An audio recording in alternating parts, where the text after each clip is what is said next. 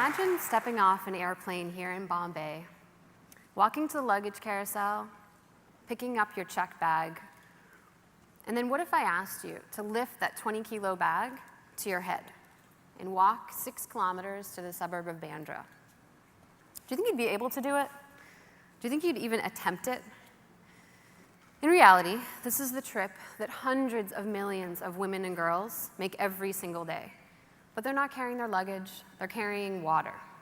1 in 7 people globally lives more than a kilometer from the source of the water that they drink. And not much has changed about the way water is moved from point A to point B. It's 20-liter containers carried on the head. And you know what? Water is heavy. Carrying this water causes chronic pain in the head, neck, back, and shoulders. It leads to compression and curvature of the spinal column, which can even lead to death during childbirth. For women like Pepi Devi here, they struggle to collect the 20 liters per person per day that an individual needs to stay healthy and hydrated. Everything you need for cooking, washing, cleaning, drinking. Pepi is only able to really provide her family with about 5 liters per person per day. On top of that, the water that she's spending so much time collecting isn't always safe to drink.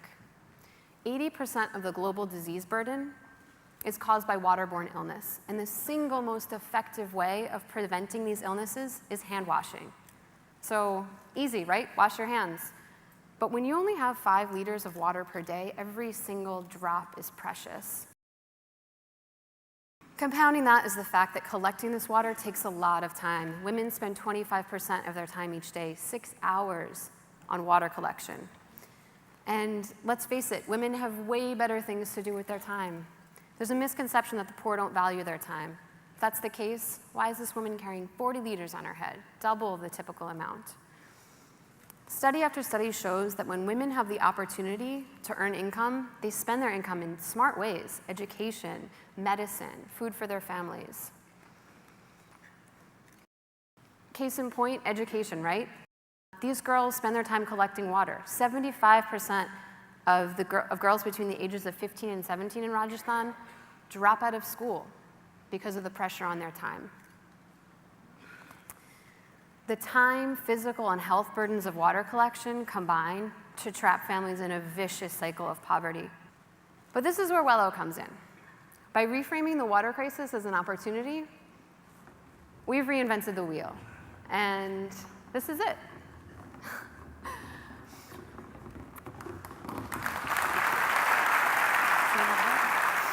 Thank you.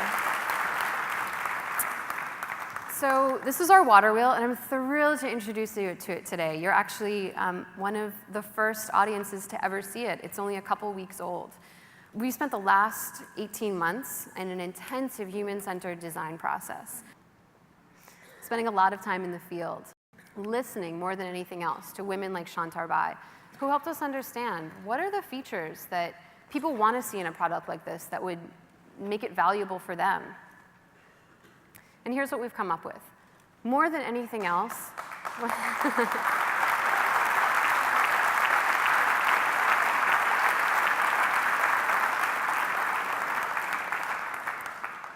more than anything else, time is money, and people value convenience.